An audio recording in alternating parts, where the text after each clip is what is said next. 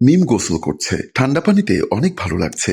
যে গরম পড়েছে, দিনে দুবার গোসল করা উচিত। এমন সময় মিমের স্বামী বিজয় দাঁত ব্রাশ করতে করতে এসে বলল, দরজা খোলো, আমার গোসল এখনো শেষ হয়নি। আরে বাবা, তুমি দরজাটা খোলো, আমি শেভিং ক্রিমটা নিব, আমি এখন খুলতে পারবো না। আরে বাবা, আমার অফিসে লেট হয়ে যাবে, তোমাকে নিয়ে আর পারলাম না বলে বাথরুমের দরজা খুলে দিল। বিজয় ভেতরে ঢুকে মিমের দিকে তাকিয়ে বলল, ভেজা কাপড়ে তোমাকে দারুণ লাগছে। তুমি কি আমার সাথে ফাজলামো করার জন্য বাথরুমে ঢুকেছো? তোমার অফিসে এখন লেট হচ্ছে না? সুন্দরীর প্রেমসুধা পান করতে গিয়ে একটু লেট হলে ক্ষতি কি? তুমি কি যাবে নাকি আমি চিৎকার করব? ঠিক আছে বাবা, যাচ্ছি বলে শেভিং ক্রিমটা নিয়ে চলে গেল। মিম বাথরুমের দরজা বন্ধ করে আবারও গোসল করছিল। একটু পরে আসলো মিমের সৎ শাশুড়ি দোলা বেগম। দোলা বেগম বাথরুমের দরজার কাছে এসে বলল, বাথরুমে কে? মিম ভেতর থেকে বলল, মা আমি মিম। বৌমা, দরজাটা একটু খোলো তো। মিম মনে মনে চিন্তা করলো, এদের মা ছেলের আক্কেলটা কেমন, দেখছে আমি গোসল করছি, এখানেও ডিস্টার্ব। দোলা বেগম বলল, কি হলো বৌমা, দরজা খোলো, আমি টুথপেস্ট নিব। মিম বলল, মা আমার আর একটু সময় লাগবে, তুমি 2 ঘন্টা ধরে গোসল করো, তাতে কোনো সমস্যা নেই। এখন আপাতত দরজাটা খুলে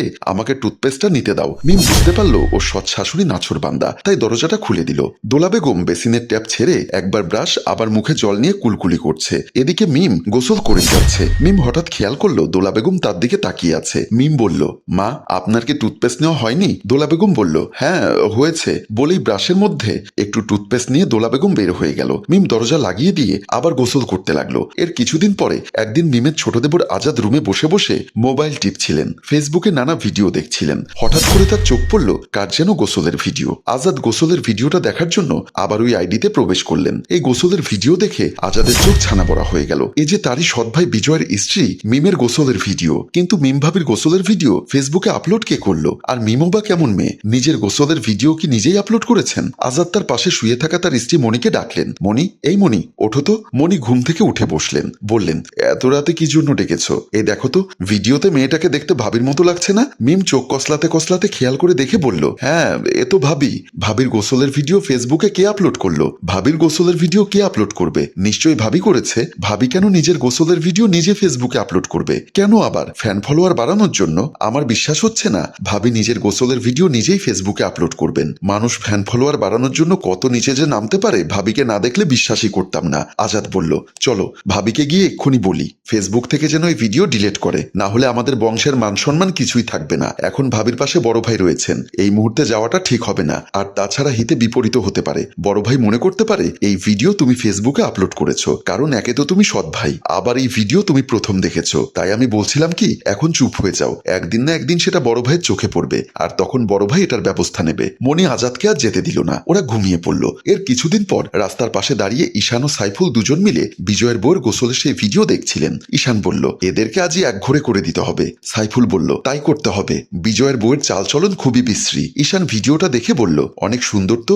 এজন্যই নিজেকে অনেক বড় নায়িকা ভাবেন। একদিন ভাবি কেমন আছেন জিজ্ঞাসা করেছিলাম, আমাকে বলল আপনার কি দরকার, আজই সমাজের মানুষজন ডেকে ওদেরকে একঘরে করে দিব। ফেসবুকে গোপন ভিডিও আপলোড করেছে, ভাইরাল হবে। এমন সময় সাইফুল দেখলো বিজয় এদিকে আসছে। সাইফুল বলল, ওই তো বিজয় এদিকে আসছে। বিজয় ওদের কাছে আসার সাথে সাথে সাইফুল বলল, বিজয় এদিকে আয়। সাইফুল বিজয়কে দেখে বলল, কিরে সাইফুল, কি খবর তোদের, কেমন আছিস? সাইফুল বলল, ভালো আর থাকতে দিলি কই? কেন, কি হয়েছে? কি আর বাকি রেখেছিস? আমি আবার কি করলাম? ফেসবুক থেকে টাকা ইনকাম করার জন্য নিজের সুন্দরী বউকে দিয়ে গোসল করিয়ে সেই গোসলের ভিডিও ফেসবুকে আপলোড করেছিস, কি উল্টাপাল্টা কথা বলছিস? সাইফুল বলল, বিশ্বাস না হলে এই যে দেখ ভিডিও।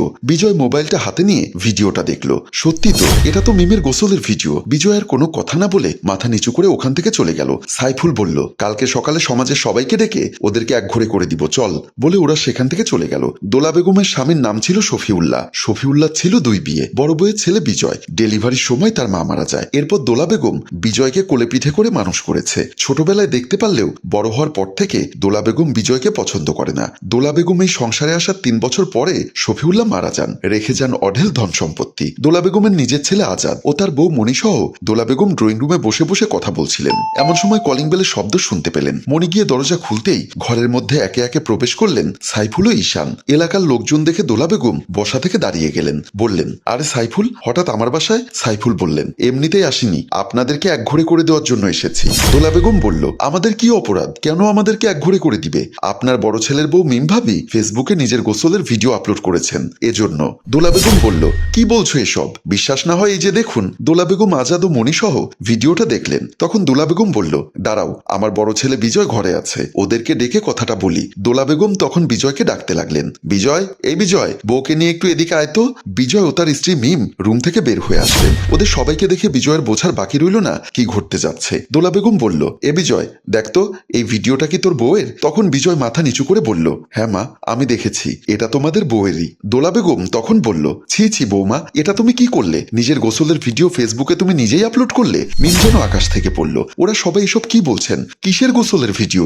মিম কিছু একটা বলতে যাবে, এমন সময় দোলা বেগম বলল, থাক, তোমার আর কিছু বলতে হবে না। আমি চাই এই সমাজের মানুষ আমাদেরকে একঘরে করে দেওয়ার আগেই বিজয়, তুই আর তোর বউ এই ঘর থেকে চলে যা। মিম বলল, মা, আমি অপরাধ না করে কেন অপরাধের ভাগ নিব? দোলা বেগম বলল, অপরাধী কখনো নিজের দোষ স্বীকার করে না। তোমার অপরাধের জন্য আমার সন্তান আজাদ ও তার বউ এবং আমি কেন সাজা ভোগ করব?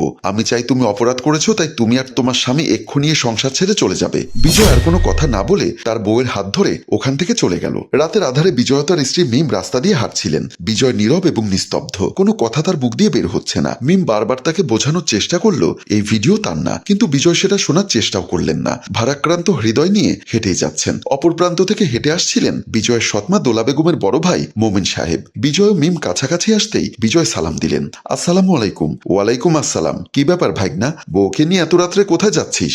বিজয় সমস্ত ঘটনা তাকে খুলে বললেন। পাশে দাঁড়িয়ে থাকা মিম তখন বললেন, মামা, বিশ্বাস করুন, আমি কখনো এরকম ভিডিও করিনি। ওরা কেউ আমার কথা শুনতে চাচ্ছে না। মোমিন সাহেব বলল, বিজয়, তোর বউকে তুই ওই ভিডিওটা দেখিয়েছিস যে ভিডিওটা নিয়ে এত কথা হচ্ছে? বিজয় বলল, ওকে আর ওই ভিডিও কি দেখাবো, আমি নিজেই তো দেখেছি, ওটা ওর গোসলের ভিডিও। মিম বলল, আমাকে একটু দেখাও তো। মোমিন সাহেব বলল, হ্যাঁ ভাগিনা, ওকে একটু দেখাও, তাহলে ওর মনে পড়বে কোথায় এই ভিডিও ধারণ করা হয়েছে। বিজয় পকেট থেকে মোবাইলটা বের করে মিমকে দেখালেন। মিমের মনে পড়ে গেল সেদিনের কথা। সেদিন মিম গোসল করছিল। বিজয় যাওয়ার পর হঠাৎ শাশুড়ি এসে টুথপেস্টের নাম করে বাথরুমে ঢুকেছিল এবং সেদিন কোনোভাবেই বাথরুম থেকে যেতে চাচ্ছিল না। ওনার হাতে একটা মোবাইলও দেখেছিল। মিম সমস্ত ঘটনা মোমিন সাহেব এবং বিজয়কে খুলে বললেন। মোমিন সাহেব বলল, আমি বুঝেছি, এটা আমার বোনের চক্রান্ত। চল, আমি এক্ষুনি তোদের সাথে তোদের বাসায় যাব। বলে ওরা চলে আসলেন। ড্রয়িং রুমে বসে দোলা বেগম, আজাদ ও মনি কথা বলছিল। আজাদ বলল, বড় ভাই আর ভাবির জন্য মনটা কেমন কেমন করছে। তোমার এত দরদ দেখাতে হবে না। বড় ভাবি একটা নষ্টা মেয়ে, ওই মেয়ে সংসারে থাকলে সংসারের অবনতি হবে। দোলা বেগম তখন বলল, বৌমা ঠিকই বলেছেন, আল্লাহ যা করে ভালোর জন্যই করে। বিজয় তোর আপন ভাই না, তার জন্য তোর এত দরদ দেখানো উচিত না। আর তাছাড়া ওরা সংসার থেকে চলে যাওয়াতে এই সংসারের সবকিছুর মালিক এখন থেকে তুই এবং তোর বউ। এমন সময় দরজায় কলিং বেল হওয়াতেই আজাদ গিয়ে দরজাটা খুলে দিলেন। ঘরের মধ্যে একে একে প্রবেশ করলেন মোমিন সাহেব, সাথে বিজয় ও তার বউ মিম। ওদের সাথে মোমিন সাহেবকে দেখে দোলা বেগম বলে উঠলেন, নিশ্চয়ই তোরা গিয়ে আমার ভাইটাকে উল্টাপাল্টা বুঝিয়েছিস, যাতে আমার বড় ভাই আমাকে বুঝিয়ে বলে তোদেরকে আমি এই সংসারে থাকতে দেই। তা কখনো হবে না ভাইজান, আপনি ওদের জন্য আমার কাছে রিকোয়েস্ট করবেন না। বিজয়ের এমন দুশ্চরিত্রা বউকে এই সংসারে আমি ঢুকতে দিব না। দোলা বেগমের সব কথা শোনার পর মোমিন সাহেব বলল, তুই তো আমার মায়ের পেটের বোন, তোকে তো আমি চিনি। তুই নিজের স্বার্থের জন্য কি কি করতে পারিস সেটা আমার চেয়ে বেশি কেউ জানবে না। যদিও বা এখন যে কথাটি বলবো এটা আমার বলা উচিত না, তারপরও আমি নিরুপায় হয়ে বলছি। দোলা বেগম বলল, কি এমন কথা? তুই আমার মরা মা বাবার কসম কেটে বলতো এই ভিডিওটা তুই করিসনি, এই ভিডিওর সাথে জড়িত না? দোলা বেগম কোনো কথা বলতে পারলেন না, মাথা নিচু করে দাঁড়িয়ে রইলেন। তখন আজাদের বুঝতে বাকি রইল না এই সাজানো নাটকের সাথে তার বউ এবং তার মা জড়িত। আজাদ তখন বললেন, মা, তুমি সামান্য সম্পত্তির লোভে এতটা নিচে নামতে পারলে? ছি মা, ছি, তোমাকে মা বলতে আমার ঘৃণা হচ্ছে। মোমিন সাহেব বলল, চিন্তা করে দেখ তুই কতটা ছোট লোক, তোর সতীনের ছেলেকে নিজের ছেলে ভাবতে পারলি না। মা, আজকে যদি আমার সৎমা মারা না গিয়ে তুমি মারা যেতে, আর তোমার সতীন মানে আমার বিজয় ভাইয়ের মা যদি আমার বউয়ের সাথে একই ঘটনা করত, তাহলে তোমার কেমন লাগতো?